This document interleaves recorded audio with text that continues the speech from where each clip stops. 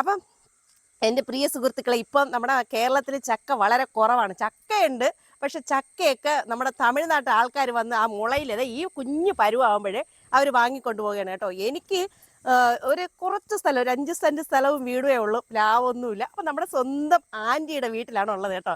അപ്പോൾ ഒരു ചക്ക, 1-2 ചക്കയൊക്കെ നമുക്ക് ഇവിടെ നിന്ന് അടത്തോണ്ട് പോവാം.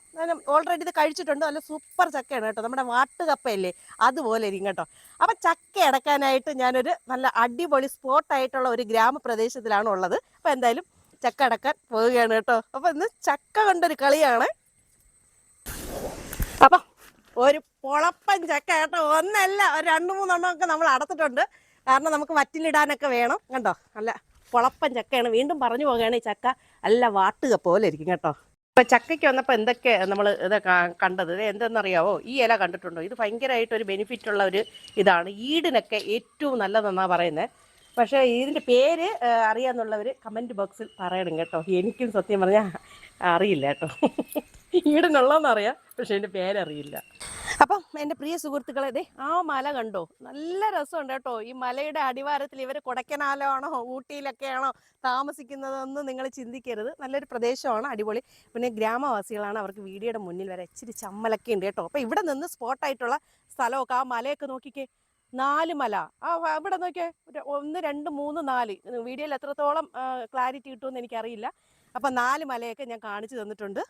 നല്ല രസമുണ്ട് കേട്ടോ. നല്ല അടിപൊളിയായിട്ടുള്ള സ്പോട്ടായിട്ടുള്ള ഒരു സ്ഥലവും കൂടെയാണ്, ഒരു കുഞ്ഞു ഗ്രാമപ്രദേശവും കൂടെയാണ്. അപ്പം എൻ്റെ പ്രിയ സുഹൃത്തുക്കളെ, അപ്പം ഞാൻ പറഞ്ഞു ഇത് എൻ്റെ സ്വന്തം ഗ്രാമമാണെന്ന്. എന്തായാലും ചക്കയ്ക്ക് വന്നിടത്ത് ദേ നമ്മുടെ ആത്തിച്ചക്ക കേട്ടോ. ഇത് ഭയങ്കര വിലയാന്നേ. ഇതാ കണ്ടോ, നല്ല ബെനിഫിറ്റ് ഉള്ള ഒരു സാധനമാണ്. ഷുഗറുകാർക്കൊക്കെ പറ്റിയതാണ്. കണ്ടോ ആത്തിച്ചക്ക നിൽക്കുന്നത്, നല്ല വിളഞ്ഞ് നിൽപ്പുണ്ട്. നമുക്ക് ആത്തിച്ചക്ക അടക്കണം. ഞാനിപ്പോൾ അടക്കാൻ പോകുന്നത് മാങ്ങയാണേ.